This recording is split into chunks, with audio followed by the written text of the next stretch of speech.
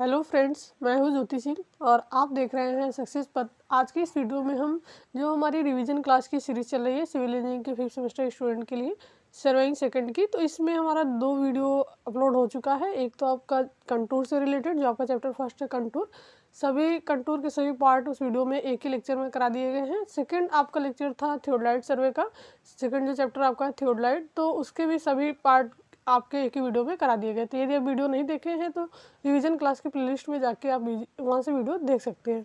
आज जो हमारा टॉपिक है थियोडलाइट सर्वे में कुछ आपके न्यूमेरिकल भी हैं, तो उस न्यूमेरिकल को हम कर लेते हैं जो इंपॉर्टेंट न्यूमेरिकल हैं, जो आपके एग्जाम में तो वैसे ज़्यादातर न्यूमेरिकल नहीं आते हैं, लेकिन ये इंपॉर्टेंट है, इसको जानना जरूरी है। तो चलिए हम देख लेते हैं जो भी इंपॉर्टेंट न्यूमेरिकल है थियोडलाइट सर्वे से रिलेटेड। नेक्स्ट वीडियो में हमारा टैकोमेट्रिक सर्वे से रिलेटेड जितने भी आपके इंपॉर्टेंट टॉपिक हैं सभी का रिविजन कराया जाएगा। तो ऐसे वीडियोज़ के लिए आप चैनल पर बने रहिए और इस वीडियो को अपने फ्रेंड के साथ ज़्यादा से ज़्यादा शेयर कीजिए। यदि आप चैनल पर नए हैं तो चैनल को सब्सक्राइब कर लें, बेल आइकन को प्रेस कर लें, जिससे कि हमारे नए वीडियो की नोटिफिकेशन आपको मिलती रहे। तो चलिए हम देखते हैं न्यूमेरिकल किस प्रकार से थियोडलाइट में पूछा जाता है। तो एक आपका पॉइंट अभी हम पिछले टॉपिक में पढ़े थे थियोडलाइट सर्वे में, for finding out of the RL of T, जो हम हाइट निकाल रहे थे किसी भी ऑब्जेक्ट की, 3 केसेज उसमें बन रहे थे। दो आपके मेन तो 2 पार्ट थे उसके, जब हम उसके आधार तक पहुंच सके तब हम कैसे निकालते किस फार्मूले से, और दूसरा हमारा जो केस था जब आधार तक हम नहीं पहुंच सकते तो उसके भी 3 पार्ट थे। तो उस प्रकार से जब हम हाइट निकाल रहे थे, तो अगर आपको RL भी निकालना होगा उस पॉइंट का, जहाँ तक कि हम हाइट ज्ञात कर रहे थे उस पॉइंट का RL भी निकालना है, तो हम कैसे निकालते हैं, RL of T equal to value of VM plus H, यानी कि जो VM बेंचमार्क हमारा मिला होता है, बेंचमार्क हम लिए रहते हैं, उसमें हम अगर हाइट जो टोटल हाइट हमको मिलती है फार्मूले की वजह से उसको ऐड कर दे तो हमारा RL भी उस पॉइंट का निकल जाता है। तो ये फार्मूला है आपका RL निकालने के लिए। चलिए हम देखते हैं क्वेश्चन। जो हमारा कर्वेचर एंड रिफ्रैक्शन के ऊपर जो फार्मूला था हमारा पढ़े थे हम उसको 0.0673 डी स्क्वायर या फिर D/1000 का होल स्क्वायर। तो ये क्या होता है, जब डी स्क्वायर का यूज़ कब करेंगे, जब आपकी जो दूरी होगी किलोमीटर में दी गई होगी तब तो हम इस फार्मूला का यूज़ करेंगे, यानी कि इस तरीके से 0.0673 डी स्क्वायर, और जब आपकी दूरी जो मीटर में दी गई होगी तब हम क्या करेंगे 0.0673 D/1000 स्क्वायर का यूज करेंगे। तो नेक्स्ट हम देखते हैं क्वेश्चन हमारा किस प्रकार से पूछा जाता है और कैसे हम इस क्वेश्चन को सॉल्व करते हैं। तो भू वक्रता तथा अपवर्तन का संयुक्त प्रभाव ज्ञात करें। यदि दूरी 400 मीटर, पहला आपका दिया है 400 मीटर हो तब क्या होगा, और दूसरा हमारा है 3 किलोमीटर हो तब क्या होगा। तो हम जानते हैं कि सम्मिलित प्रभाव के लिए जो समीकरण हमारा होता है, जो सूत्र होता है सम्मिलित प्रभाव के लिए भू वक्रता तथा अपवर्तन के, ये हमारा सूत्र होता है 0.0673 डी स्क्वायर, ये किलोमीटर में है। तो ये जो दूरी आपकी दी गई है, एक तो मीटर में दी गई है और एक किलोमीटर में दी गई है, तो इसके लिए हम मीटर के लिए फार्मूला यूज करेंगे D/1000 का होल स्क्वायर, और किलोमीटर के लिए हम यूज करेंगे डी स्क्वायर। तो यहाँ पर देखिए पहला हम सॉल्व करते हैं अगर 400 मीटर के लिए, तो जो सम्मिलित प्रभाव है भू वक्रता तथा अपवर्तन का आपका क्या हो जाएगा 0.0673 D/1000 का होल स्क्वायर, यानी कि ये मीटर में है, ये तो दिया रहता है। तो डी की वैल्यू हम रख देंगे 400 मीटर और इसको हम सॉल्व कर लेंगे, तो ये हमारा आ जाएगा इसके लिए 400 मीटर के लिए। दूसरा हमारा 3 किलोमीटर है, तो 3 किलोमीटर के लिए जो सम्मिलित प्रभाव होगा उसके लिए हमारा फार्मूला होगा 0.0673 डी स्क्वायर, क्योंकि ये किलोमीटर में है तो केवल डी स्क्वायर रहेगा, अगर मीटर में होता तो D/1000, क्योंकि 1 किलोमीटर में 1000 मीटर होते हैं। तो यहाँ से जब हम इसको सॉल्व करेंगे तो ये आंसर आपका आ जाएगा। तो इस प्रकार से दोनों दूरी के लिए हम सम्मिलित प्रभाव निकाल लिए हैं। नेक्स्ट हम देखते हैं कि ये जो हमारा सम्मिलित प्रभाव होता है भू वक्रता तथा अपवर्तन का, उसका यूज कैसे होता है, किस प्रकार से होता है। तो इस क्वेश्चन में आपको देखने को मिलेगा कैसे हम उसका यूज कहाँ पर करते हैं। तो ये क्वेश्चन आपका है, एक लेवल मशीन को किसी बिंदु ए से 250 की दूरी पर 250 मीटर की दूरी पर तथा बिंदु बी से 200 मीटर की दूरी पर स्थापित किया गया तथा स्टाफ का पाठ्यांक बिंदु ए पर 2.520 तथा बी पर 1.750 मीटर पढ़ा गया। बिंदु ए तथा बी के मध्य अंतर ज्ञात करें। ये एक आपका लेवल मशीन है जिसको आपको किसी बिंदु ए से 250 मीटर की दूरी पर और बिंदु बी से 200 मीटर की दूरी पर स्थापित किया गया है, और उस पर जो पाठ्यांक पढ़े जा रहे हैं स्टाफ की मदद से, बिंदु ए पर आपका ये पाठ्यांक पढ़ा गया, बिंदु बी पर ये पाठ्यांक पढ़ा गया। अब पूछा जा रहा है कि बिंदु ए तथा बी के मध्य अंतर ज्ञात करें, इनके मध्य हमको अंतर बताना है। तो सॉल्व कैसे इसको हम सॉल्व करेंगे, सबसे पहले बिंदु ए पर सम्मिलित प्रभाव आप निकाल लेंगे, ठीक है। 0.0673 डी स्क्वायर ये आपका फार्मूला होता है। अगर मीटर में है तो 1000 डी/1000 का यूज़ करेंगे, और किलोमीटर में है तो डायरेक्ट हम इसका यूज़ करेंगे। तो दूरी आपकी कितनी है, 250 मीटर है, तो 250/1000 यानी कि डी/1000 का हम यूज़ करेंगे। और यहाँ से सम्मिलित प्रभाव आपका ए पर मिल जाएगा, बिंदु ए से 250 की दूरी पर। तो ये आपका बिंदु ए के लिए हो गया। और सही पाठ्यांक बिंदु ए पर हम ज्ञात करेंगे। ये तो पढ़ा गया था आपका स्टाफ की मदद से, और कुछ उसमें सम्मिलित प्रभाव भी आपका ऐड था, तो उसको हम माइनस कर लेंगे, जो आपका यहाँ से सम्मिलित प्रभाव आएगा। अब जो आपकी बिंदु पर पाठ्यांक मिलेगा बिंदु ए पर, ये आपका सही पाठ्यांक होगा सम्मिलित प्रभाव को माइनस करके, क्योंकि उसमें क्या होता है, ये सम्मिलित प्रभाव आपका ऐड रहता है। नेक्स्ट हम बिंदु बी पर निकालेंगे। बिंदु बी पर सम्मिलित प्रभाव आपका इस फार्मूले की मदद से ही निकालेंगे। डी मीटर में है तो डी/1000 का यूज़ करेंगे। यहाँ से हमको बिंदु बी पर मिल गया। बिंदु बी की जो दूरी थी 200 मीटर थी। अब हम क्या करेंगे, सही पाठ्यांक निकालेंगे बिंदु बी पर। तो जो रीडिंग पहले ली गई थी 1.750, इसमें से हम ये सम्मिलित प्रभाव को माइनस कर देंगे, और यहाँ का सही पाठ्यांक आपका बिंदु बी का मिल जाएगा। बिंदु ए का भी मिल गया और बिंदु बी का भी मिल गया। अब अंतर निकालना है, तो बिंदु ए तथा बी के मध्य अंतर हम क्या करेंगे, दोनों पाठ्यांकों को आपस में माइनस कर लेंगे। इसमें से हम 2 ए पर से बी को माइनस कर लिए, तो 2.5158 में से 1.747 को हम माइनस कर लिए। तो ये हमारा जो डिस्टेंस मिला है यहाँ पर, यही हमारा क्या है, अंतर है बिंदु ए तथा बी के बीच में। ये वैल्यू हमारी अंतर यहाँ से बताती है। तो ये आपका हो गया आंसर। तो इस प्रकार से ये जो सम्मिलित प्रभाव है, इसका यूज़ हम कर सकते हैं, ऐसे ही इसमें ऐड रहता है। नेक्स्ट हम देखते हैं, नेक्स्ट क्वेश्चन हमारा क्या है। जो हम हाइट के बारे में पढ़ रहे थे, हाइट का टॉपिक हम पढ़े हुए हैं, हाइट हम कैसे निकालते हैं किसी मीनार वगैरह की, चिमनी की, तो उससे रिलेटेड ये क्वेश्चन है। एक टावर की ऊंचाई ज्ञात करने के लिए थियोडाइट को इससे 200 मीटर की दूरी पर स्थापित किया गया। थियोडाइट से टावर की शिखर पर पढ़ा गया उन्नयन कोण यानी कि angle of elevation 10 degree 30 minute पढ़ा गया है। यदि दूरबीन की नेत्रिका उपकरण स्टेशन से 0.955 मीटर उत्तर हो तो टावर की ऊंचाई ज्ञात करो। बीएम का मान 2013 मीटर मानते हुए टावर के शिखर का आरएल भी ज्ञात करें। तो इसकी हमको हाइट भी ज्ञात करनी है और आरएल भी ज्ञात करना है। तो हम कैसे ज्ञात करेंगे, ये फार्मूला, ये आप फिगर देख सकते हैं। ये आपका एक टावर है और ये आपका उपकरण है। यहाँ से जो एंगल बन रहा है, एंगल ऑफ एलिवेशन, उन्नयन कोण आपका अल्फा बन रहा है, और ये जो ऊंचाई आपकी स्मॉल एच है, ये डिस्टेंस आपकी डी है, ये बीएम है, और ये आपका टोटल कैपिटल एच है। एच हमको ज्ञात करना है और इस पॉइंट का हमको आरएल भी ज्ञात करना है। तो सबसे पहले आपकी डिस्टेंस दी हुई है 200 मीटर, अल्फा यानी कि एंगल की वैल्यू दी गई है 10 degree 30 minute angle of elevation, और ये चीज़ आपका दिया गया है 0.955 स्टेशन, उपकरण स्टेशन से 0.955 मीटर उत्तर हो तो टावर की ऊंचाई ज्ञात करें। तो ये आपका स्टेशन की हाइट दी गई है, इतनी हाइट पर स्टेशन है। We know that height of tower यानी कि हाइट ऑफ टावर का फार्मूला हमको पता होता है कि ये चीज़ टू डी tan अल्फा होता है। ये आपका हाइट ऑफ टावर है, अल्फा की वैल्यू आपको पता है, डी की वैल्यू पता है, तो हम tan अल्फा टू क्या h/d होता है, और यहाँ से हम निकाल सकते हैं ये टू डी tan अल्फा। ये फार्मूला हमको मिल जाता है। यहाँ पर सारी वैल्यू को हम पुट करेंगे तो स्मॉल एच की वैल्यू हमको मिल जाएगी, डी की वैल्यू हमको पता है 200, tan अल्फा, अल्फा की वैल्यू भी पता है। इसको जब सॉल्व करेंगे तो ये आपका आ जाएगा। तो यहाँ से स्मॉल एच हमको मिल गया। अब देखते हैं कैपिटल एच हमको निकालना है।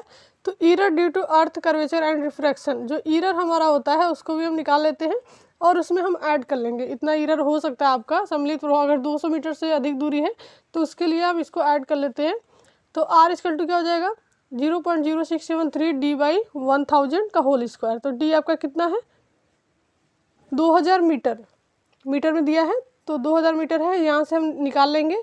और हाइट ऑफ टावर एवं बीएम, बीएम के ऊपर जब हम हाइट ऑफ टावर निकालेंगे तो आपका कितना आ जाएगा, कैपिटल एच जो हम निकालेंगे तो एच एस, ठीक है, इंस्ट्रूमेंट की हाइट, ठीक है, और ये आपका हो जाएगा एच जो हमारा निकला हुआ है, और आर जो आपका ये प्रभाव है, इफेक्ट है। तो इन सभी को आपस में जब हम ऐड करेंगे तो आपका कैपिटल एच की वैल्यू मिल जाएगी जो आपकी हाइट होगी। तो एक तो हाइट हमको मिल गया, दूसरा हमारा निकालना है आरएल। तो आरएल के लिए अभी स्टार्टिंग में आपको फार्मूला बताया गया, if RL of given station equal to, यहाँ पर दिया गया 2013 मीटर, ये आपका बीएम दिया गया है, बीएम का मान। तो हम आरएल कैसे निकालेंगे, तो RL of top of tower, जो टावर के टॉप पॉइंट पे आरएल निकालना है तो हम क्या करेंगे, बीएम प्लस एच, ठीक है, ये आपका बीएम है, ये जो 2013 मीटर दिया गया ये BM है।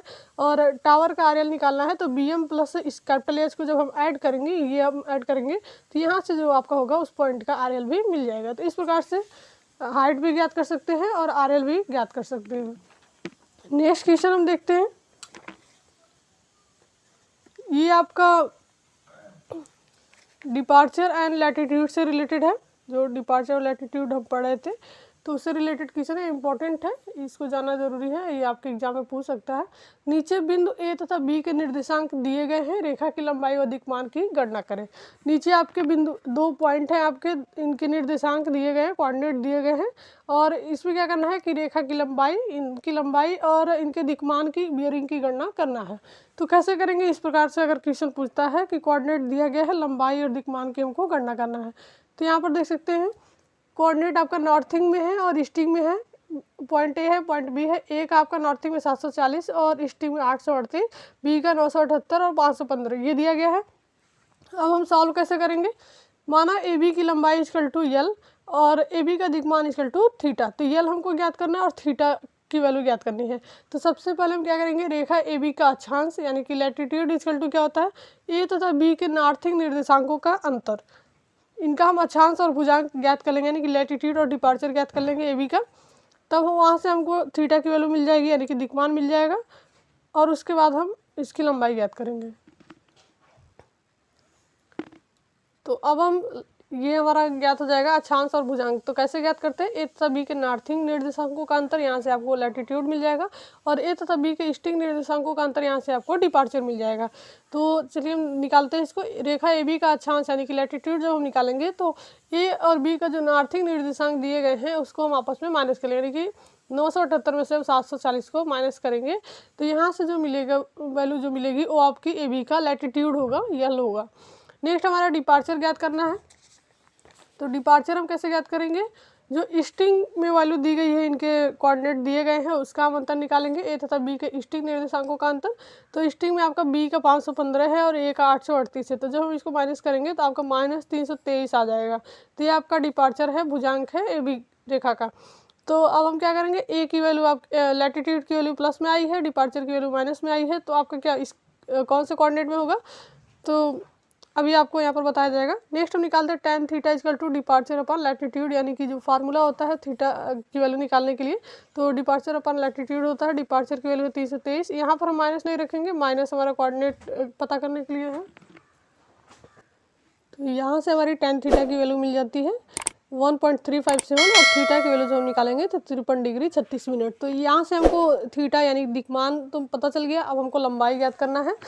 तो यहाँ पर अक्षांश जो लैटिट्यूड है वो प्लस में है और भुजांक आपका डिपार्चर माइनस में है, तो अतः रेखा AB फोर्थ कोऑर्डिनेट यानी कि NW में होगी, क्योंकि जो आपका कोऑर्डिनेट होता है नॉर्थ साउथ ईस्ट वेस्ट, ये आपका कोऑर्डिनेट होता है। इसमें क्या होता है, नॉर्थ में आपका प्लस प्लस, ठीक है। लैटिट्यूड क्या होता है और डिपार्चर क्या होता है, लैटिट्यूड आपका नॉर्थिंग निर्देशांकों का, यानी कि नॉर्थ और साउथ में ये होता है लैटिट्यूड, और ईस्ट और वेस्ट में आपका डिपार्चर होता है। तो जो ऊपर की तरफ जाएगा यानी कि नॉर्थ की तरफ वो लैटिट्यूड होगा, और जो इधर आपका ईस्ट की तरफ होगा वो आपका डिपार्चर होगा। तो इसमें क्या है, जो लैटिट्यूड आपका प्लस में है और डिपार्चर माइनस में है, तो ये आपके फोर्थ कोऑर्डिनेट में आ जाते हैं, फोर्थ में ये आ जाते हैं। तो जो आपका AB रेखा का समानित दिक्मान RB इक्वल टू क्या हो जाएगा, N 53 डिग्री 36 मिनट वेस्ट में हो जाएगा। AB रेखा का समानित दिक्मान यानी कि जो आपका रिड्यूस्ड बियरिंग है। और अगर हम इनका पूर्ववृत्त यानी कि WCB सिस्टम में इस एंगल को निकालें, तो आप पिछले जो आपका सर्विंग फर्स्ट का सब्जेक्ट था उसमें आप ये डिटेल में पढ़े होंगे, RB से WCB कन्वर्जन और WCB से RB कन्वर्जन। तो यहाँ से हम क्या करते हैं, 360 में से इसको माइनस कर देंगे, तो यहाँ से हमको मिल जाएगा WCB में ये आपकी वैल्यू यानी कि दिक्मान पता चल जाएगा। तो RB में और WCB में दोनों में हमको पता चल गया, यही आपका दिक्मान है, बियरिंग है। नेक्स्ट हमको लंबाई ज्ञात करनी है। तो रेखा की लंबाई जब हम निकालते हैं AB की लंबाई, तो आपका फार्मूला होता है √L square plus D square, यानी कि लैटिट्यूड का स्क्वायर प्लस डिपार्चर का स्क्वायर। तो जो लैटिट्यूड और डिपार्चर मिले, यहाँ पर प्लस माइनस हमको रखने की जरूरत नहीं है। प्लस माइनस से हमको ये कोऑर्डिनेट का पता चलता है कि किस कोऑर्डिनेट में है, बाकी वैल्यू प्लस में ही रखेंगे, पॉजिटिव ही रखेंगे। तो यहाँ पर लैटिट्यूड की वैल्यू आपकी 238 और डिपार्चर की वैल्यू 323। तो इसका हम स्क्वायर करेंगे, √, जब इसको सॉल्व करेंगे तो आपकी वैल्यू आ जाएगी 401.21 मीटर। तो इस प्रकार से हम लैटिट्यूड और डिपार्चर ज्ञात करके जो बियरिंग होती है वो ज्ञात कर लेते हैं, और उसी की मदद से हम इस फार्मूले में रखकर अंडर रूट में इसकी लंबाई भी ज्ञात कर लेते हैं। तो ये क्वेश्चन आपका इस प्रकार से था। नेक्स्ट हम देखते हैं, एक क्वेश्चन आपका इस प्रकार से भी पूछा जा सकता है। एक बंद माला रेखा, यानी कि ट्रेवर्सिंग से रिलेटेड है ये। एक बंद माला रेखा की विभिन्न भुजाओं की लंबाई तथा दिक्मान नीचे सारणी में दिए गए हैं। इस माला रेखा की समापन त्रुटि क्लोजिंग ईरर ज्ञात करें। क्लोजिंग ईरर आप पढ़े थे कि जब भी आपका जो माला रेखा होती है, ट्रेवर्स होती है, जहाँ से स्टार्ट होती है, अगर वहाँ पर आकर नहीं मिलती है तो इसमें क्या होता है, एक क्लोजिंग ईरर आ जाता है। जैसे मान लीजिए जिस पॉइंट से स्टार्ट हो रही है वहाँ पर आके एंड नहीं होता है इसका, तो ये क्लोजिंग ईरर आ जाता है और इसी ईरर को हम समाप्त करते हैं। तो क्लोजिंग ईरर ज्ञात करना है यहाँ पर कितना है। तो यहाँ पर देखिए एक आपका टेबल दिया गया है जिसमें यहाँ पर line A B B C C D D और ये दिया गया है। यहाँ पर लंबाई दी गई है सभी लाइनों की, WCB में इनका जो एंगल दिया गया है और RB में भी दिया गया है। तो चलिए हम देखते हैं समापन त्रुटि क्लोजिंग ईरर कैसे ज्ञात करेंगे। इनके फार्मूले की मदद से ही ज्ञात करेंगे, लेकिन सबसे पहले हमको लैटिट्यूड और डिपार्चर ज्ञात करना होगा। तो कैसे हम लैटिट्यूड और डिपार्चर ज्ञात करते हैं। समापन त्रुटि के कारण उत्तरांतरों का योग दक्षिणांतरों के योग के तथा पूर्वांतरों, यानी कि जो आपका नॉर्थ का योग होता है साउथ के योग के बराबर, साउथ के योग के तथा ईस्ट का योग वेस्ट के योग के बराबर नहीं होता है। अतः बिंदु ए के वास्तविक स्थान से इसके विस्थापन को समापन त्रुटि कहते हैं। जो वास्तविक स्थान होता है वहाँ से जो विस्थापन होता है, अगर वहाँ पर आके नहीं मिलता है तो उसी को हम समापन त्रुटि बोलते हैं। अब हम निकालेंगे कैसे, सभी रेखाओं का, जो आपके A B B C C D D और ये है, सभी रेखाओं का सबसे पहले हम अक्षांश यानी कि लैटिट्यूड निकालेंगे और फिर हम इनका डिपार्चर निकालेंगे। तो आपके 5 लैटिट्यूड मिल जाएंगे, 5 डिपार्चर मिल जाएंगे, और फिर हम उनका क्या करेंगे, नॉर्थिंग साउथिंग ईस्टिंग और वेस्टिंग का अलग अलग योग कर लेंगे, और उसके बाद से हम अपना जो समापन त्रुटि है क्लोजिंग ईरर है उसको हम ज्ञात करेंगे।